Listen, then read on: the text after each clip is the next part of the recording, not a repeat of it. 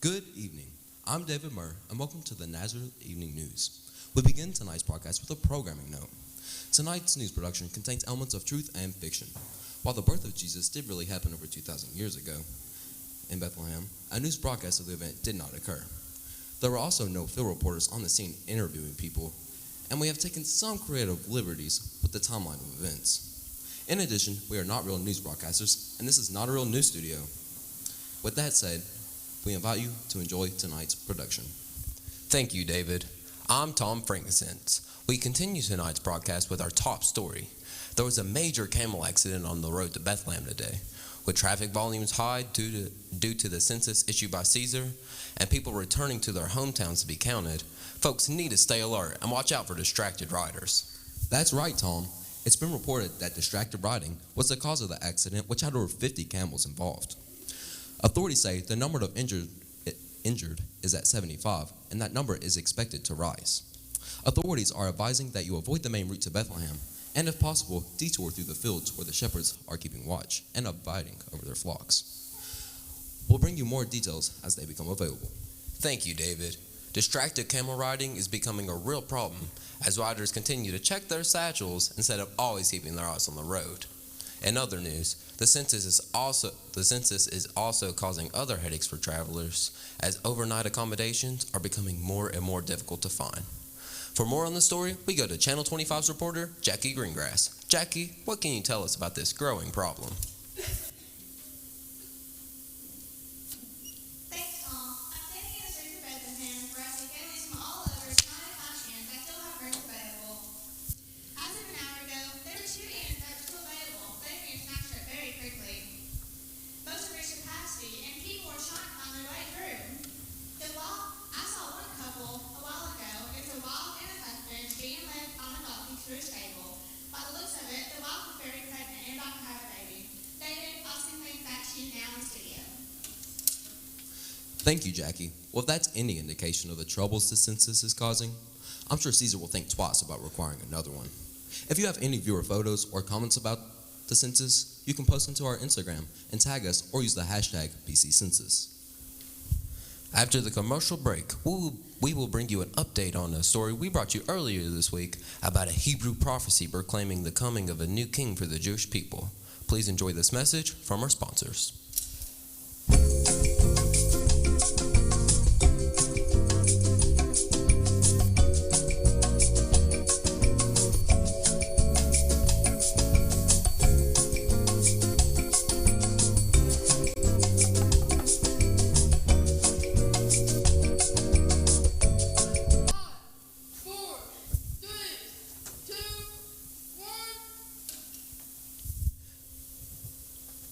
Welcome back, viewers. As I stated before the break, there's a prophecy proclaiming the coming of a new king for the Jewish people. Prophets have been talking about his coming for hundreds of years now, yet we still have not witnessed his arrival. That's right, Tom. Some local folks speculate and are hoping that the long-awaited Messiah will come with armies and powers to overthrow Herod and free them from Roman oppression. There's even talk that he will come from the line of David right here in Bethlehem. Additionally, as more and more people arrive in Bethlehem for the census, we can't help but wonder, is the arrival of the long-prophesied Messiah and Savior close at hand? We will continue to monitor this story and bring you more updates as they become available. Feel free to send us a tweet or Snapchat a photo if you have any viewer updates on the so-called coming Messiah. I'm sure Herod is not too happy about this prophecy and just wants it to go away. Furthermore, since prophets have been talking about it for hundreds of years and nothing has happened, I'm not holding my breath for any breaking news. Tom, I'm sorry to interrupt, but we have breaking news. I'm getting a report from the fields outside of Bethlehem that a choir of angels simply appeared out of thin air and started singing. I'm being told in my ear that we have a reporter that just arrived on the scene. Let's go to Susan Heehaw to see if she can shed some light on this situation. Susan, what can you tell us about this supposed celestial serenade? You heard that right, David. According to these shepherds who are out here abiding in their fields keeping watch over their flocks by night, the sky simply opened up and instantly filled with angels. Let's talk right to one of the shepherds who witnessed the event. I have Amnon, the shepherd, here with me. Amnon, what can you tell us? Oh man, it was the craziest thing. I just settled down the sheep for the night. They were kind of off, not really able to bed down that long.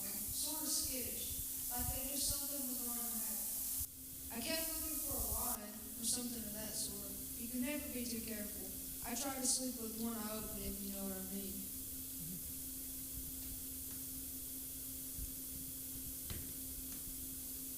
All of a sudden, I saw a blinding light. We all looked up and instantly fell to the ground in fear. I had no idea what was going to happen. That's right. It's like we were in like a dream or something. We were all terrified and shaking, just waiting for it to stop. And then one of the angels says, "Do not be afraid." And we were like, well, too late for that.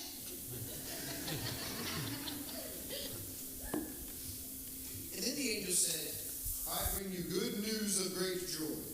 Today in the town of David, a Savior has been born to you. He is Christ the Lord. This will be a message to you. You will find him wrapped in clothes and lying in a manger." And we were like, what is this guy talking about? Is this some kind of joke? We thought someone was going to jump out from behind the sheet and say that we were on a bandit game. But nobody did. Just then it got quiet again, and we thought maybe it was over, but then suddenly a great company of heavenly hosts appeared, and angels praising God, saying, "Glory to God in the highest, and on earth to men in whom his favor has." Toast right there, right?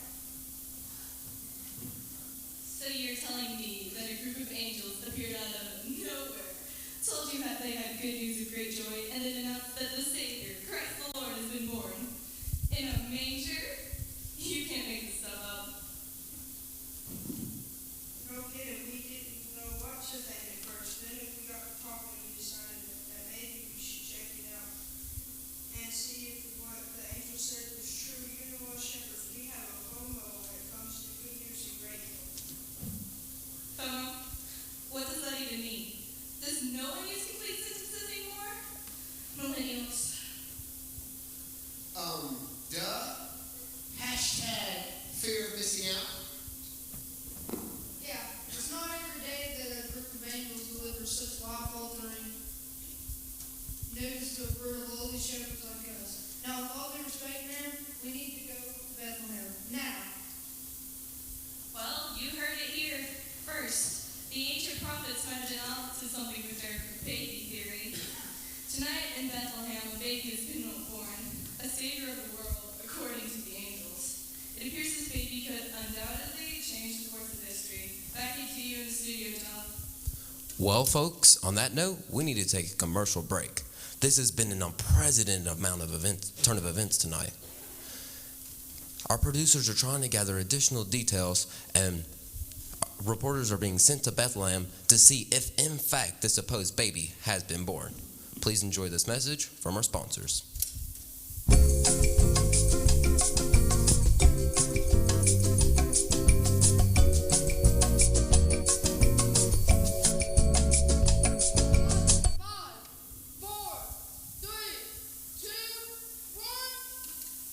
Welcome back, folks. During their commercial break, we received these photos from various eyewitnesses who saw the angel encounter.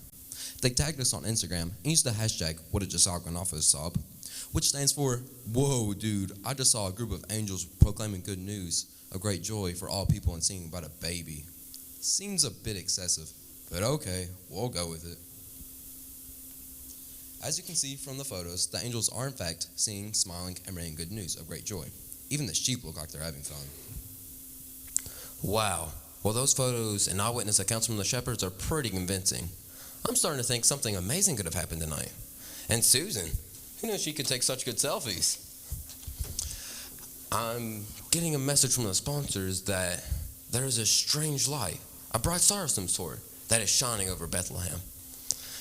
Do we have a reporter we can send to the scene? Do we know if that, in fact, that the star is shining over some place or someone in particular?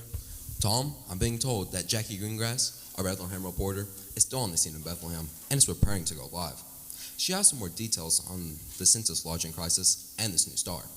Apparently, this star is connected to the long-awaited Messiah, who coincidentally is who the angel sang about earlier tonight. Before we go live to Jackie, we need to take a commercial break and hear a word from our sponsors.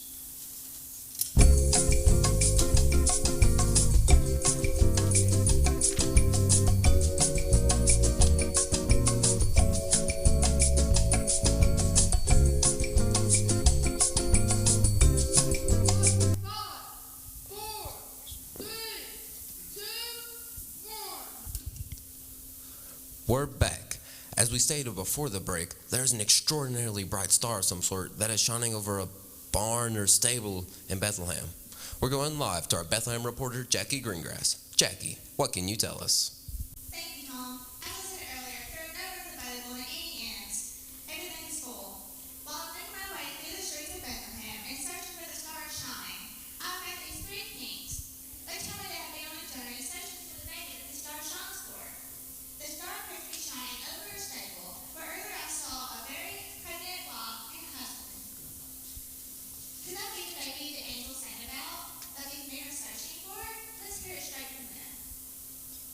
We've been studying stars for years. We often heard about the special star, an unusually bright star that would lead us to the promised king. We were waiting for it, so when the star appeared, we knew we had to follow it.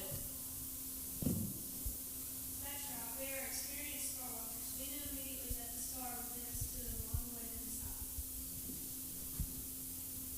We even brought these gifts to present to him as we begin our journey. We stopped to pray respects to King Herod and tell him of our trips to find the baby. Written about the prophecy, he was interested and almost eager to find the baby too. He said he wanted to meet the baby king so we could baptize him or bury him. I don't remember now. It was one of those two. So, you're telling me that this star did not appear out of nowhere, that it has a meaning and a purpose? That this star is a symbol for the Savior King that has been prophesied for centuries? Like, the star is under that bright star? Yes, we believe he is. We have traveled many, many miles to find the baby and worship him. If this baby is a long way to the sky, then we need to worship him. We all do. He deserves our gifts of gold, frankincense, and myrrh. He also deserves our worship and praise. Why don't you come with us and we can find this baby together? I'm not sure about that, but the baby could be huge. I mean, a baby born in a stable under a bright star, you can make that stuff up. David, can you come in the studio? I'm going to the wise men to find the baby. The angel sang about him, the shepherds traveled to find him, the wise men are going to meet him. I believe we need to take our viewers to meet the baby as well. Well, all right then. Thank you, Jackie. We look forward to your report from the stables. While we wait for them to arrive, we're going to take a commercial break. Please enjoy this message from our sponsors.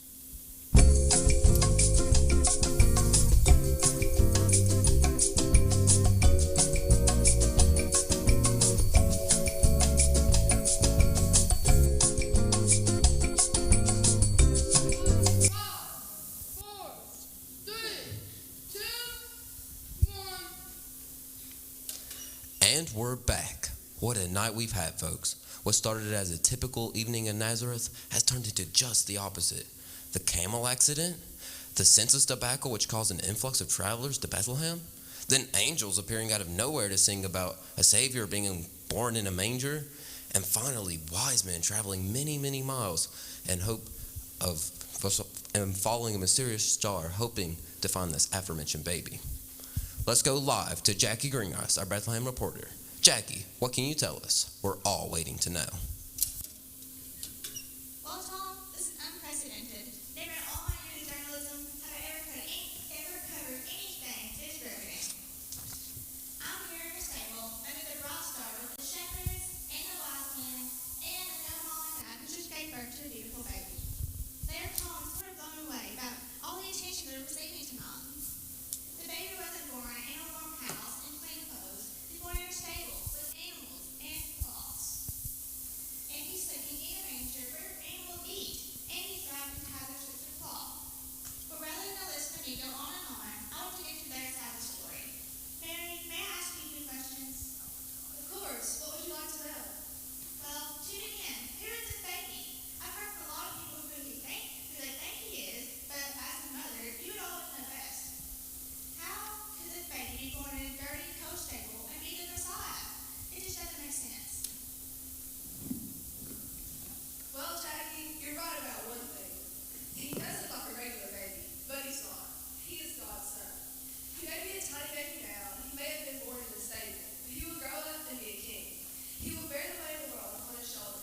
Savior of the world. This is all God's plan. Whoa. God's plan? Seriously? You think so too? Does King Herod know that? That could be awkward. I'm just saying. Yes, I trust God that my son Jesus is God's son and the King of Kings. It was in the 6th month that the angel Gabriel came to me while I was in Nazareth. He said, "Greetings, you are highly favored. Do not be afraid." I was afraid, not quite sure what that meant, but the angel continued. "Mary, you have found favor with God. You will be with child and give birth to a son. You are to give him the name Jesus. He will be called the Son of God, and the Lord God will give him the throne of his father David. He will reign over the house of David forever. His kingdom will never end." The angel explained that the Holy Spirit will come upon me, and the power of the Most High will overshadow me, so that the Holy One to be born will be called the Son of God. To whom I am a questioning messenger from the Most High God. So all who know him, nothing is impossible with God. So I responded, "I am the Lord's servant. May it be to me as you have said." Then, just as quickly as he came, the angel was gone. Well, that's nice and all. A little unsettling, but interesting. I can't imagine that your husband Joseph took the news well. You have to admit that things did not go planned and did not look good for you, Joseph. Did you believe it when Mary told you that the story of the angel encounter? And can I just say that angels have been making a lot of appearances lately? They've been busy. Wait, let me guess. You saw an angel too? Well, Jackie, yes. An angel appeared to me too, in a dream. The angel said to me, "Joseph, son of David, do not be afraid to take Mary home as your wife, because what is conceived in her is from the Holy Spirit. You are to give him the name Jesus, because he will save his people from their sins." So, while at first it was a little hard to accept, I quickly realized that God had a bigger plan for our lives than we ever could have imagined. His plan is better, and we are so humbled that he made us the parents of this amazing baby. Wow, this is a whole lot to take in. I'm not even sure what to make of it. David, I think I'm here to brief me to collect your thoughts. I'm going to send it back in the studio now for you to prepare a commercial break. Just when you thought you've heard it all. This is the kind of night we journalists live for. It's one of those once-in-a-lifetime nights of groundbreaking reporting. So on that note, we're going to take a commercial break. Please enjoy this message from our sponsors.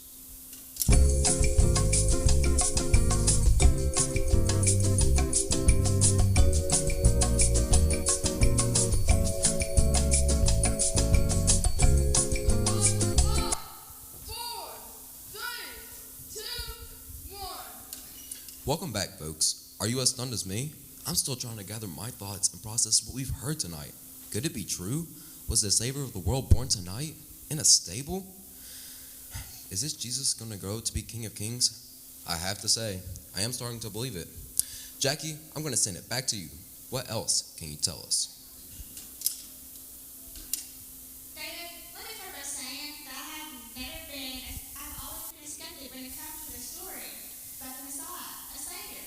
All our lives we've been told the same thing, that the Son of God would come and rescue us. But Herod and the Roman Empire think that they rule this world, and anyone who questions them, well, you don't want to know. So when the report of the angel's message and the mysterious black star started coming in, I didn't know what to think of it. What's the point? God has not spoken to the prophets for hundreds of years, but now standing here with Mary, Joseph, and the wise men and shepherds, I do believe that this baby is the Son of God and the Messiah of the world. Yes, Jackie, you're right. This is an exciting and holy night, a night like no other. God's Son was born right here in Bethlehem. He wasn't born in a palace. He wasn't born into earthly wealth.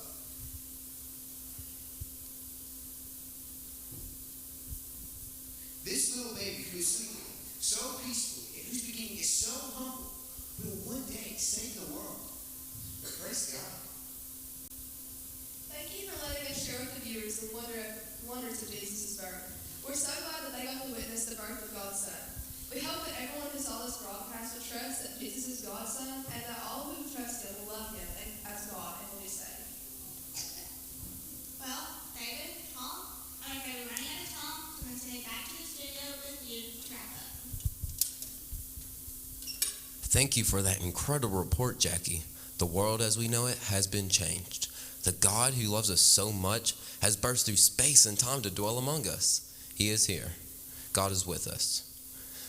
We hope you enjoyed going on this journey with us tonight, and I'm sure we have not seen the last of this baby.